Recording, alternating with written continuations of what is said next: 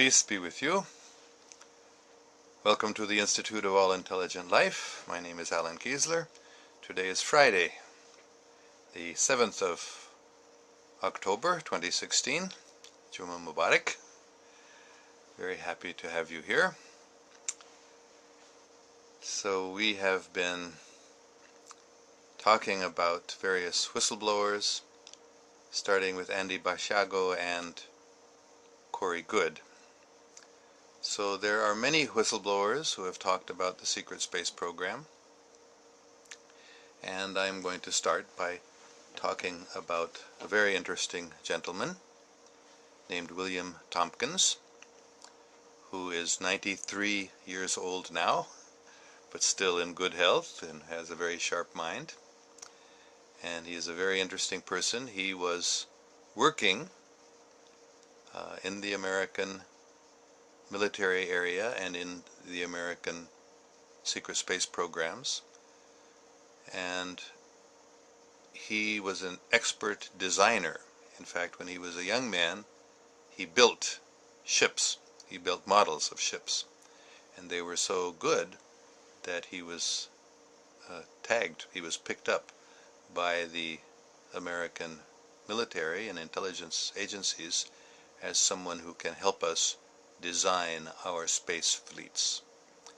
So he created diagrams to fulfill the requests that he was given to design ships, which are not water ships but spaceships, because he was very expert at making models of ships, and he had a photographic memory, so he could just see a ship and then he could create a model of it. So he began his career that we're interested in by creating designs for different kinds of space ships. And what he is especially well known for is creating very large 1 kilometer, 1 mile, 2 kilometers, 4 kilometers long even, what we would call spacecraft carriers, just like aircraft carriers in the Navy that create, that house many airplanes on them. So similarly, the spacecraft carriers house many spacecraft in them. That's why they're so big. And of course they can transport many hundreds of crew members or passengers also. So what William Tompkins is most well known for, as far as I know anyway, is that he came out and confirmed the evidence that whistleblowers had given. But the whistleblowers generally didn't have much documentation because they were all in very top secret programs, so it was hard for them to document that they were ever in the military or ever in any of these secret space programs. William Tompkins, on the other hand, had a lot of documentation, has a lot of documentation to prove that he was in these programs that were at least authorized by the Navy, and he had top clearances and was able to take his designs and give them to different aerospace companies, and he has documentation of that with the signatures of naval officers who were then verified. So he's a very, very important personality, so please, you can do research on him yourself for more details. William, W-I-L-L-I-A-M, Tompkins, T-O-M-P-K-I-N-S. So please do your own research on him. And I think the most shocking truth that he confirmed, which I haven't spoken of very much, I mentioned the 20 and back program when I talked about Corey Goode, because Corey Goode described how he was given this offer to join a secret space program for a 20-year tour of duty, and he was told that during those 20 years he would have no contact at all with the Earth. He would be out in space and he would not be able to contact even his family or friends. And after 20 years, however, and this is I mean, it's kind of mind-boggling. When I first heard this too, I found it hard to believe, which is why I didn't mention it when I was talking about Corey Goode in any more detail. But they told him, after 20 years, you will be age regressed, and you will be put back in time to the time when you were taken. So that means that this was a technique that they could put people into the space program and nobody would ever know about it. And the other thing was that they would be blank slated. That is, their memories of that 20-year period would be erased. So the most astonishing part of this, I mean, time travel is not that amazing, although it's pretty amazing that people can move backwards and forwards in time, but that somebody could be age regressed. That is, if they started, say, when they were 18 years old in this program, then they would be 38 when they completed the program. But then, and this was again a technology that was obtained from extraterrestrials who have very advanced understanding of these things, otherwise it would have taken a long, long time to develop such abilities. And in the beginning also there were a lot of difficulties, and still I think there's some problems can be associated with age regression, both mental problems as well as physical problems, but they've pretty much perfected it now, so that if somebody, say, is 38 years old when they've completed their 20-year program, then they will be returned 20 years earlier, and they will be age regressed, so their body appears to be again only 18 years old. So this is very astonishing. And nevertheless, Corey Goode describes this, and there are others also, like Randy Kramer and Michael Relf, who have talked about the very same thing, that they had lost all their memories or many of their memories, but then gradually sometimes they started coming in dreams or nightmares, and then they started remembering, and eventually they were able to recover memories of that period. And they've all told the same story. There are several others also, that after 20 years of service in the secret space programs, they are returned to their home, to their families, back to the time when they were taken and enrolled in this program, and they are age regressed, so they are put back to the same age. Their body looks the same age as it was when they had started the program. So this is, again, as I said, it's kind of mind-boggling to me how much there is advanced technology available, which of course has all been kept secret from us. And what are the implications of this? It's kind of, mind-boggling. What could this mean if people can actually reverse their age? Maybe there's immortality possible? I don't know, but it seems like it's very amazing. But, and this is important to remember, our planet is only 4 billion years old, and our civilization, as far as our Western historical accounts go, only a few thousand years back. But there are other planets and other star systems that are many billions of years older, 12, 13 billion years old, from early in the galaxy's history. So they are so far more advanced than we are in terms of technological development that they could have come up with these technologies such as time travel and age regression long ago and perfected them.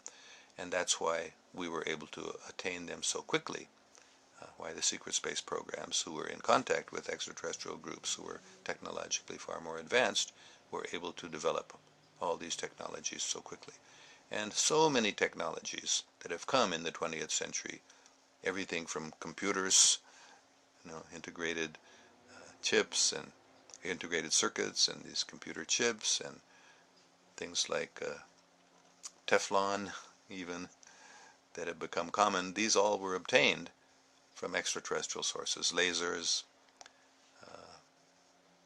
many of the nanotechnologies that are being developed now. These are all very quickly obtained because they were from people who already had developed them over a long, long period of time. So age regression is also possible. And William Tompkins also spoke about them So it's good to have confirmation from a gentleman like William Tompkins, who has a lot more documentation about his employment in space research companies and technologies as well as in the military. So some of the other persons who have exposed this knowledge at great risk to themselves and to their lives, I mentioned Randy Kramer, who originally was known as Captain K to keep his identity secret. He was anonymous, or he had a pseudonym for many years, and then finally he came out with his real name. Similarly, Michael Relf, who very interesting story, how he couldn't remember what had happened to him, and he started having, you know, scary dreams and frightening memories. They gradually started surfacing. And finally, with the help of his wife, Stephanie Relf, who is a very expert at uncovering memories by using muscle testing, or by using a technique to bring out truths that your body knows but your mind has forgotten, that you know but you've forgotten. So with her help, Stephen Relf was able to gradually recover these memories of having been on Mars and having served a tour of duty. And it's horrible, the things that were done. Corey Goode has also said he doesn't even like to talk about the horrible things that were done to them as part of their enhancement, as part of their training, to give them powers that are what we would call psychic powers or superhuman powers. But through those sorts of techniques, which often involved trauma and something like we would say torture, that were given to these young men and young women, they developed these powers, which were then utilized for horrible things sometimes, which it's very, very shocking, but not that shocking considering that America dropped nuclear bombs, atomic bombs, on Hiroshima and Nagasaki in Japan in the Second World War. But Corey Goode and others have described how the secret space program has been involved in activities like that, bombing, nuclear bombing, populations of sentient and intelligent beings who they were fighting against on Mars, for example. So when did whistleblowers die, sir? They're alive. These Corey Goode is a young man. William Tompkins is an elderly man, 93, but he's still alive. And I think all of these whistleblowers that I'm talking about, some of them have disappeared, gone out of public view, but some of them are still around, and they're mostly alive still. So I wanted to make one or two announcements, because today is Friday and tomorrow is Saturday. So like I did last week, tomorrow I will have an Urdu chat for the class. We will talk about whatever topics you are interested in. And please Pashto. I don't know Pashto, sorry. But I do know Urdu, so we will have an Urdu chat tomorrow. And are you a whistleblower? Salma Ali has asked. No, I'm not a whistleblower. As far as I know, as far as I remember, I was never in any of these secret programs. I have no memories at all of any such thing, but I do have memories of having met extraterrestrials. So the fact that I am talking about those meetings could be, in one sense, a whistleblower activity. But no, usually a whistleblower is somebody who is involved in some secret military or secret government program, and they have taken vows or security clearances are given dependent on a promise or a vow not to reveal what you learn. So I never was involved in any such program where I promised I'm not going to reveal what's here. I'm completely free to talk about whatever I want to of the experiences I've had, and I have talked about some of them. There are certainly others that I haven't talked about, but that's completely my choice as to what I will talk about or what I won't talk about.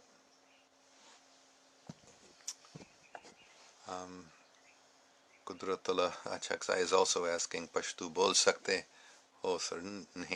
No, I don't know Pashtu at all. Sorry.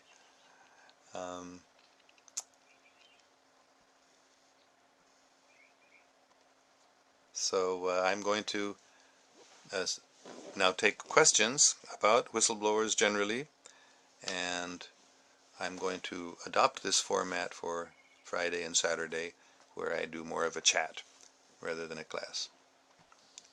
So, Sayyid Muhammad Ayaz Tahir, for how long you are living in Pakistan?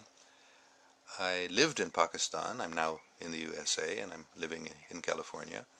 But I lived in Pakistan for most of the first 18 years of my life. I was born actually before Pakistan was created. As I've explained, my parents were at that time working in Khanewal in Punjab.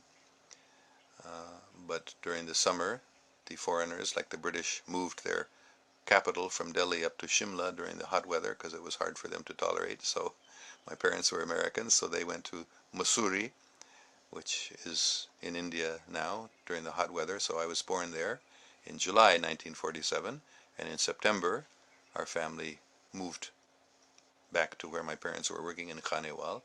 And then I was a resident of Pakistan from 1947 till 1965. And then again I went back to Pakistan. I studied at the University of Karachi from 1968 to 69, and then from 1980 or so I started visiting Pakistan regularly, and sometimes I would spend close to a year there, otherwise at least usually a month or two. I taught at FC College for a while, especially 2005 to 2006 I was there that year. The previous year I had taught for a shorter time, but I was on the faculty there for several years. And I was also a student. I was in a program studying Urdu in the that was 1996, I believe. For much of 1996 I was in Pakistan studying. So I've really lived in Pakistan or was a resident of Pakistan as a child, so Pakistan is my home in that sense, and that's why I speak Urdu the way I do. Alright, so we have some more comments here. There are no solid proofs except some people's statements, Shah Zalmay has said. There are very good proofs, and that is what William Tompkins has brought forward. It's true that the whistleblowers generally did not have any solid proofs, because, as I mentioned, they're not allowed to. Their whole record gets concealed, and is even some whistleblowers, when they try to prove that they were working at a certain time, or even that they went to a certain university, if you look up the records that those offices have or those institutions have, there's no record of them having worked there or having gone to school there, because that's what they do to whistleblowers. They erase their records. So for most whistleblowers, especially in the secret space program, it's very, very hard for them to document or provide any solid proof. William Tompkins is different because he was able to provide the actual documents that he was given when he was working in naval intelligence or working in secret space programs, working in industry, in space industry.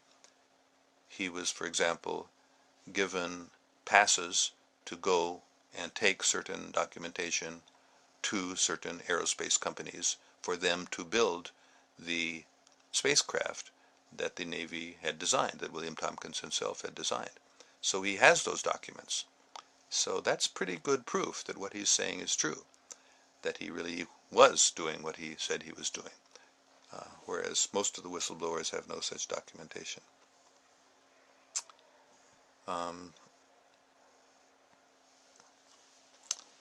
We have a question from Ali Hassan Fayaz. Why all your facts have semblance with what we used to see in cartoons about flying saucer, extraterrestrial aliens, other planets being invaded, etc.? Very good question.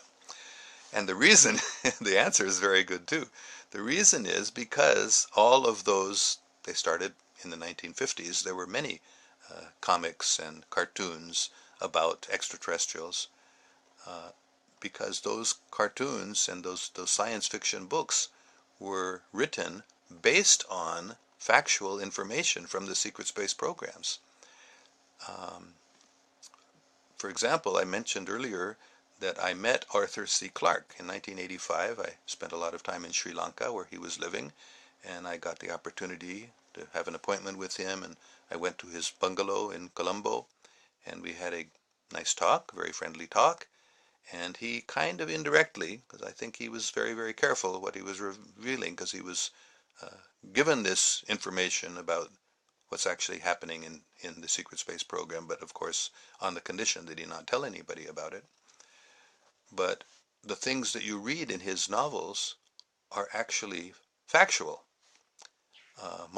Many of them, I mean, not 100%, but most of the basic ideas that we read in science fiction books or in movies like Star Wars, those are based on facts. They're based on scientific facts in the secret space programs. And Arthur C. Clarke actually indicated that he knew extraterrestrials, that they weren't just science fiction. So that's why all of these things that we're learning about now from these whistleblowers in the secret space programs were things that were already revealed in science fiction or in cartoons talking about aliens and extraterrestrials. So thank you very much, and that's a good question. Faisal Shah asked, what do you say about Russia part as a whistleblower? Yes, this is a very good point. Russia is one of the few countries that is coming out more openly about information about extraterrestrials, and the Russian news media, the mass media in Russia has also discussed much more about the secret space programs and what's actually going on with extraterrestrials visiting our planet than most other countries have. Yes, so Russia is also the whole country, you can say, or the whole, the government, the military intelligence, the mass media, they are all playing the role of a whistleblower, which is very, very good and effective. Of course, the Western mass media doesn't cover it, what the Russian mass media comes out with. But there are TV documentaries that Russia has produced that go into great detail talking about these secret space programs. Do you like Edward Snowden? Yes, I think he is a great American patriot.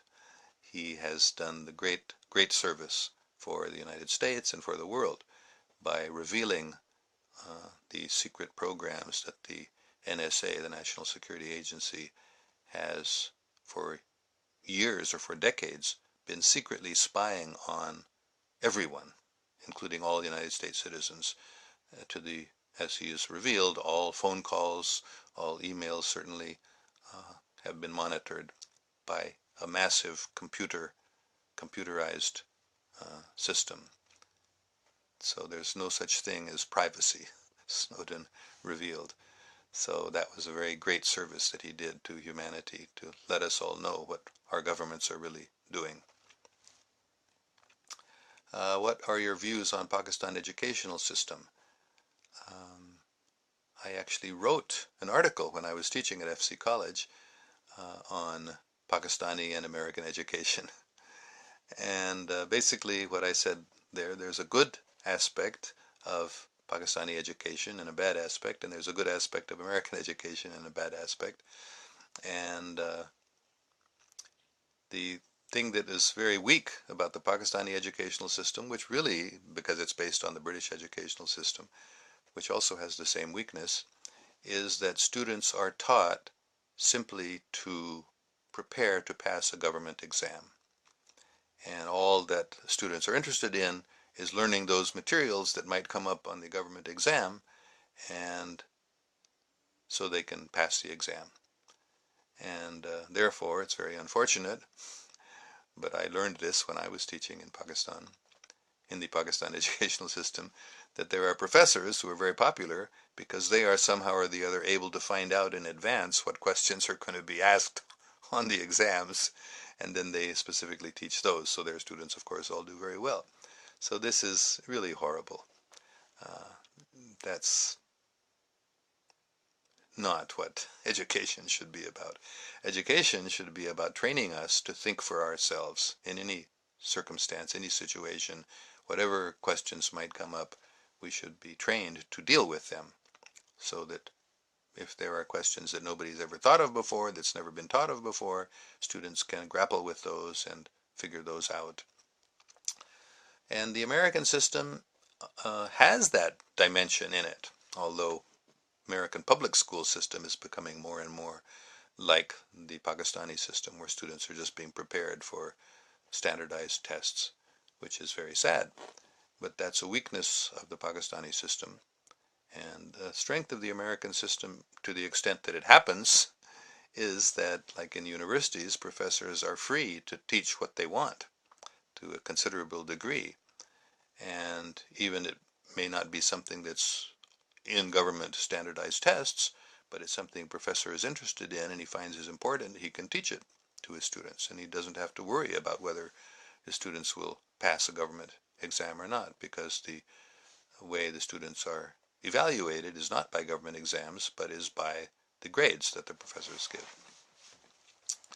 So that's one thing. And the positive aspect of the Pakistani educational system is, as opposed to the American one, I've experienced myself in the American teaching system, because I taught for many years in America also, that it's often difficult to deal with students because they think they know as much as the professor often, and more. And it makes it much more difficult to teach students who are not willing to just listen and learn, but want to challenge the professor. And, that's good in one sense, that students think for themselves, which is a positive aspect of American educational system, but then they take much longer to absorb the information that the professor is able to give them if they're not willing to just, hear it and accept it and then gradually understand it. So that's one thing I found about my Pakistani students, that they had been trained to just accept what the authorities or the teachers or the parents tell them. So there's something positive about that also. So let's see, what other comments do we have here? Was Edward Snowden a whistleblower? Yes, he was a whistleblower. He definitely, that's why he's in so much difficulty with the American government, because he was in secret programs which he was not allowed to reveal. He had taken, he was given security clearances on the condition that he keep these things secret, but then he eventually broke those vows of secrecy. And he, of course, had to flee from the United States, and he took refuge in Russia, and now he's living there, and he's not able to go back to the United States because he would be arrested, tried, for treason, for revealing government secrets that he was not supposed to do. So yes, he is definitely a whistleblower, and a very, very good and important whistleblower. What about Pakistani food? Oh, we're getting all sorts of questions here. I like Pakistani food. I cook myself usually, rice and dal. That's so. You are saying they are keeping it secret. What's the advantage to keep it secret? They are erasing data of the whistleblowers. I don't see any threat or anything if these things are revealed. Well, I agree that there really is no threat. In fact, all these things should be revealed. But as I've explained before, they, which means the cabal, the Illuminati, the extraterrestrials also that are their masters, they don't want these things revealed, because if they come out, they will lose their power. They maintain their power and control by deception, by secrecy. And for example, the oil companies are involved, very highly integrated in with the cabal, the oil companies would be out of business if this came out. So they want it to all be secret because the energy systems, the technologies that extraterrestrial craft used are based, on anti-gravity and free energy, and nobody would need any more petrol, any more gasoline anymore. And all the electrical lines that we have, the power lines, they would be obsolete because every village, every town, in fact, every home could have their own energy producing machine that would produce electricity, just deriving the energy from space. Space is full of energy. That's what the free energy technology is based on, or the zero-point energy technology. So they want to keep it secret because they will lose their power and control and money. Similarly, the banking systems all over the world, I've mentioned these before, they are also based on deceit. Our whole money system is meant to enslave us, just like, why is there so much inflation? Things that cost 4 annas when I was a child now cost 20 or 100 rupees. 4 annas means a quarter of a rupee, 25 paisa. I remember getting haircuts for 4 annas, 8 annas, 12 annas. It was always much less than a rupee. How much is a haircut now? Not less than 20, 50, depending on where you get it in rupees. And the same thing is happening all over the world. And that in the United States also, when I was first driving a car in the 1960s, gasoline was 25 cents a gallon. Now it's $2 something. In a couple of years ago, it was $4 almost. So prices have gone up, tens of times, even hundreds of times. Why? The real reason is because of the banking system, the money system that we have, that the governments create money through the banking systems, and when that money is created, we all lose. All our money, all our savings gets reduced by the inflation. So these are some of the reasons why they, the cabal, the Illuminati, the banksters, the energy companies, the secret governments, they are keeping their activities secret, and they're keeping these technologies secret because they would lose their control when it comes out. You reveal these information, don't you get any objection or restrictions from American government or Israeli intelligence? Yeah, I have had some, like, trolls on my Facebook page, which is some sort of, government or intelligence. At one point, my phone was tapped. It was very interesting because two people were talking, and they, by mistake, they were heard on our telephone, and they were talking, and it said, "Hey, we can't understand what's going on here." So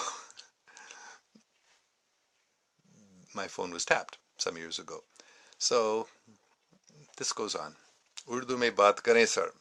ठीक है, हम थोड़ा सा बात कर सकते हैं आज, लेकिन कल पूरा क्लास आधा घंटा 1 घंटा उर्दू में होगा.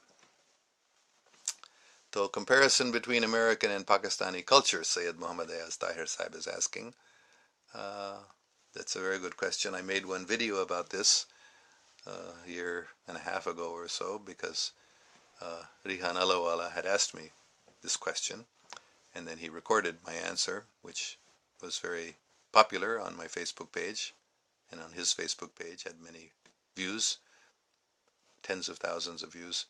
And basically what I told a story there of a Pakistani friend of mine who had come to America, and while he was here, he visited a friend of his, a Pakistani friend of his, who was living in Chicago. And while he was with that friend, it happened that his mother's birthday, his mother lived in Toronto in Canada, was happening. So he and his brothers and sisters in America were going to go spend the birthday with their mother. But just a few days before that birthday was to happen, this friend, my friend's name was Mahmoud, I don't remember his friend's name, But Mahmud's friend got a phone call from his sister, who lived a couple hours away from Chicago, and she said to him, "I'm sorry, I'm not able to go to our mother's birthday party. I'm a little busy, but I have gotten a present for her. Could you please take it for me?" So he said, "Sure, of course." So she said, "I will come and bring it to you now." So it was December, I believe. It was very cold. If you've ever been to Chicago in winter, I was there studying at the University of Chicago for a short time. It was too cold for me. I couldn't tolerate the winter. So it was very cold weather, and she came, and a couple of hours later there was a knock on the door, or the doorbell rang, and Mahmud's friend opened the door, and there was his sister, and she had the present for their mother in her hand and gave it to him, and he said, "Come in," and she said, "Sorry, I don't have time. I have to go now, but thank you for taking this present to our mother, and please wish her happy birthday." And she left. And Mahmud said, "I was shocked. I couldn't believe it. Here she had driven a couple hours. She was standing out in the cold snow and wind blowing, and her brother didn't insist. No, no, you must come in. Didn't take her by the hand and drag her into the house, which he said would have happened in Pakistan. No Pakistani would allow a friend, what to speak of his own sister, to drive for 2 hours, come to meet him, and then not even bring them into the house and sit them down and have some tea. It could not be avoided in Pakistan. It would be considered a great offense to the brother to not come into the house and sit down with him for a minute. But in America, even a Pakistani living in America could do it. So this is the difference, one comparison of Pakistani and American culture. Mehman Newazi, I've said before, the hospitality of the Pakistani people is wonderful, and that's one very important difference between Pakistani and American culture. In America, people are so busy, they're so mad after making money, they don't even have time for their own families. So, good to see you love our country, whereas our own people despise it. Sad but true, they don't know the real beauty of Pakistan. Yes, there has been so much propaganda made against Pakistan that even Pakistanis themselves have become deceived by that false propaganda against Pakistan. Of course, it's true. There are many problems in Pakistan. There's a lot of corruption, incredible corruption, a lot of corruption in Pakistan, but there's corruption all over the world. And people are suffering in Pakistan. So there are valid reasons why people in Pakistan don't like their country. Just like there are good reasons to not like America, for sure, and good reasons to not like any country in the world. But the fact of the matter is, and I've stressed this again and again, that Pakistanis should realize that their country, Pakistan, is a special place. It's a very, very important country. And it's not a poor country. Pakistan is not a poor country. It's a very wealthy country. Pakistan is not a center of terrorism. There's not that much terrorism in Pakistan, and virtually all the terrorism is created by non-Pakistanis. It's created by agencies of other countries. And Pakistanis are roped into those terrorist acts on some occasions, but it's not Pakistani terrorism. It's not homegrown terrorism. It's terrorism which has been created by CIA, Mossad, RAW, and the Pakistanis who are involved in those terrorist acts are anti-Pakistani. They're enemies of Pakistan. And often they are the terrorist acts, so-called terrorist acts that Pakistan has supposedly done, have not been done by Pakistan at all. And as I've mentioned before, I've been in Pakistan practically every year for the last, how long has it been now, 35 years? I've spent a month or two or the whole year there. I myself never saw any terrorist acts. Did you? Not very many. There's not that much terrorism going on in Pakistan. There is some, of course. But whenever there is a terrorist act, then it gets publicized. Not only in Pakistan, all over the world, mass media talks about this terrorist act in Pakistan. So, yes, Pakistan is not a country to be despised. It is a very wonderful place, and the future of Pakistan is very glorious. Pakistan, Pakon ka stan. Pak means pure, the land of the pure. So, you will see. Trust me. You don't have to trust me if you don't want, but I'm convinced that Pakistan has a glorious future, and the dreams of Quaid-e-Azam and Allama Iqbal, they will be fulfilled. Pakistan has only been going through a adolescent period, a childhood period, you might say. Pakistan's only not even 70 years old. This is the 70th year of Pakistan's existence. So many countries are hundreds and thousands of years old, you know. So Pakistan is just a child, just an adolescent now, and just coming to maturity.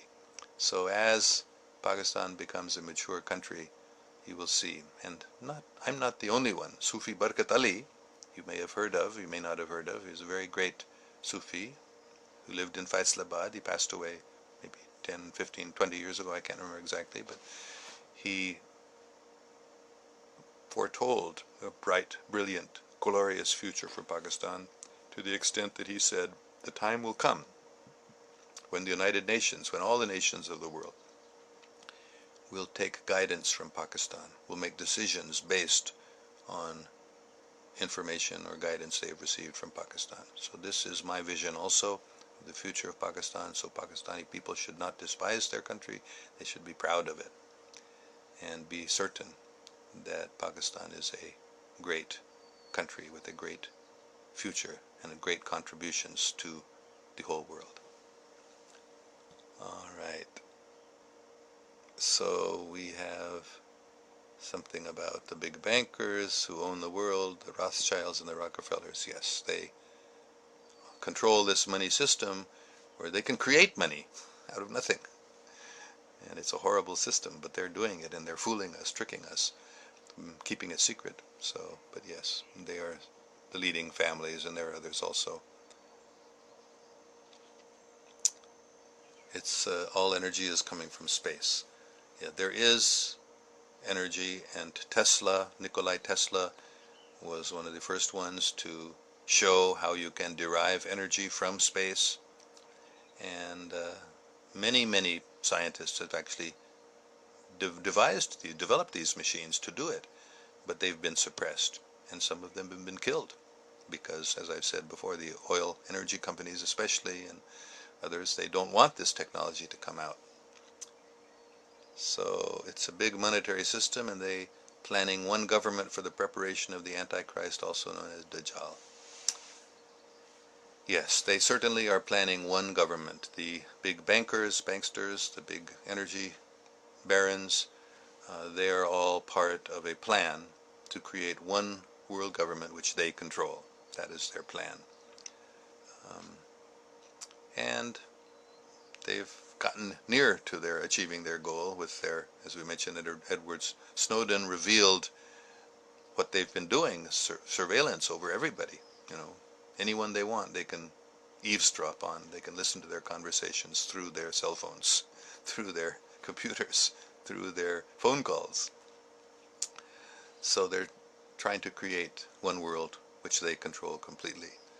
Actually, their plans have been disrupted. They thought they would be able to do it. They had a goal of the year 2000, by which time that government was supposed to be in place. But it didn't happen, and it's not going to happen. I'm happy to tell you that confidently. That plan that they had to create one world government that they controlled, it's not going to happen. As I mentioned recently, Corey Goode has brought out the information about the Sphere Being Alliance, which is a coalition of 5 very highly elevated extraterrestrials, elevated in terms of technology, yes. In fact, their technology is beyond our conception. They don't have machines like what we have. Their technology operates directly through the consciousness. So they can travel without machines, you know, and they can talk long distances without machines, telepathy. So they have now come into our solar system in a big way, and they are preventing the evil extraterrestrials who are allied with this cabal, this so-called Illuminati, and they are preventing them from taking over the world and creating their one world government. So it's not going to happen, don't worry. And Pakistan is going to play a leading role in establishing the alternative to that Antichrist or Dajjal government, which will be a real government based on pure Islam, which is What does pure Islam mean? Salamti. It means peace. It means love. It means justice. It means truth, openness. So that is coming, inshallah.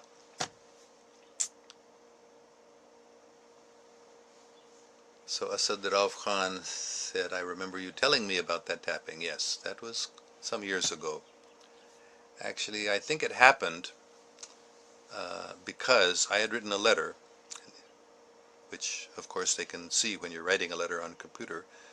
Well, they even can open the mail, of course, but I had written a letter both to President Musharraf. Actually, it was just before he became president. He was the chief administrator. And I wrote a letter, the same letter, to Vajpayee, the Prime Minister of India.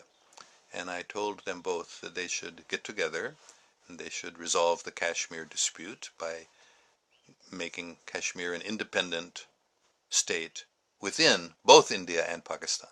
That is, it should be a part of both India and Pakistan and India would oversee together, by cooperation, the external affairs of Kashmir, and the internal affairs should be run by Kashmiris themselves.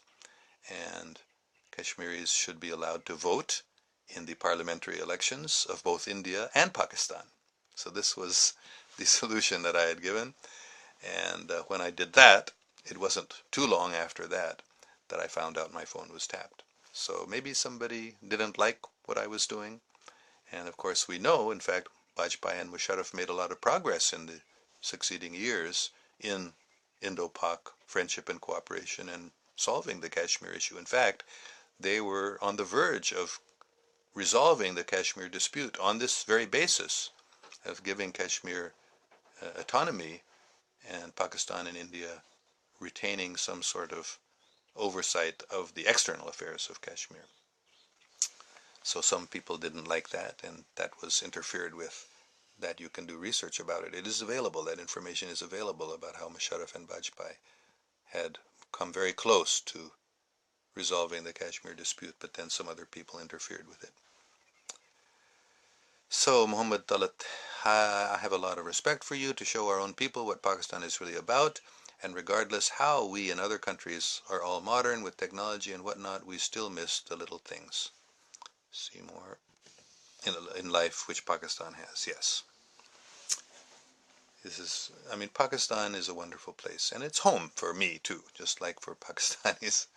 And there's a saying, Punjabi saying, Jo sukh chagan de chobare, na balakh na Bukhare. So Balkh and Bukhara were the New York and London of that time, when Chajan was a great saint, lived in Lahore, and his chobara, his little hut, you might say, his place where he did his meditation, is still there in Lahore. It's in the Mayo Hospital compound. So that little chobara, that little place where Chajan stayed, the sort of happiness and pleasant memories and that we have of our childhood, of our homes, can never be equaled, even by New York and London or Balkh and Bukhari. So yes, it's very, very true that we should all love our country, and especially Pakistan. Pakistanis should love Pakistan.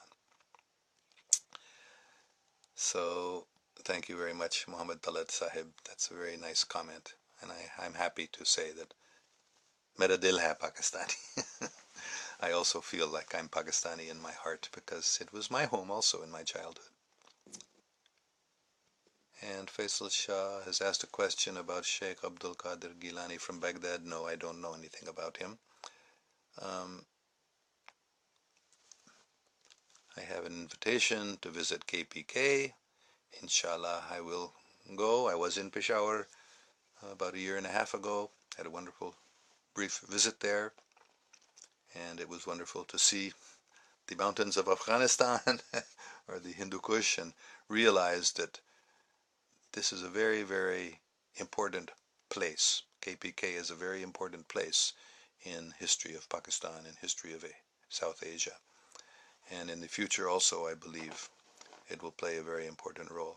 The place Khorasan is mentioned in Hadith, and it has a very glorious future. So Khorasan includes KPK, as far as I understand. Khorasan goes all the way from eastern Iran, includes Afghanistan, and comes down into KPK. So that region has been predicted to have a great future in terms of, as I understand it at least, the establishment of world peace, of pure Islam. So we will see. I hope I can certainly come back there again. How old is America as a state? Only a couple hundred years old. A little over 200. Let's see, 76 usually. So that means 25, 30, 40, about 240 years old. In fact, yes, this year America is 240. So, do you know Professor Ahmed Rafiq Ahmed, the Sufi scholar from Gujarat? No, I don't. I'm sorry. Another request to talk in Urdu. ठीक है, मैं थोड़ा सा अभी भी बात करूँगा उर्दू में फिर, अगर आप चाहते हैं. लेकिन कल जैसे मैंने बताया पूरा क्लास उर्दू में होगा. You can speak good Urdu. हाँ, क्योंकि मैं बचपन में पाकिस्तान में रहता था. मैं जब से आप पाकिस्तानी लोगों ने उर्दू सीख लिया, मैंने ऐसे ही सीख लिया बचपन में बात करने से. Rashid, English has more broader public. Yes, that is why I'm giving these classes in English, even though a large proportion of my students and listeners and Facebook friends are Pakistani. But these classes about the secret space programs and about the structure, because I am going to be talking more about the structure and history of the cosmos, these classes are in English because it's broader public, and most educated Pakistanis also know English. So Muhammad Dalit says, one day I too will come back and live in Pakistan. Yes, thank you very much. I hope many Pakistanis who are living around the world will realize there's a great future in Pakistan, economically as well as in terms of what we can contribute to the world. I also want to live in Pakistan, actually. That's always been my plan, to retire in Pakistan. And probably I would be there right now if my family, if it were not for my family's hesitation. Do you know Imran Khan? Not personally, of course I know about him. So let's see, what time is it? Oh, we've gone on a long time. So I'm very, very happy to occasionally, I think I'll do this every Friday, and then on Saturday I will have the Urdu class. So we'll see you tomorrow, inshallah. कल उर्दू में class होगा और हम बस chat करेंगे जैसे आज हमने काफ़ी किया. हम ऐसे ही कल करेंगे इंशाल्लाह. आप सब फिर कल हम मिलेंगे 6:30 बजे शाम को पाकिस्तान में, 6:30 बजे सुबह यहाँ कैलिफोर्निया में. And thank you all very much for attending. May God protect us all.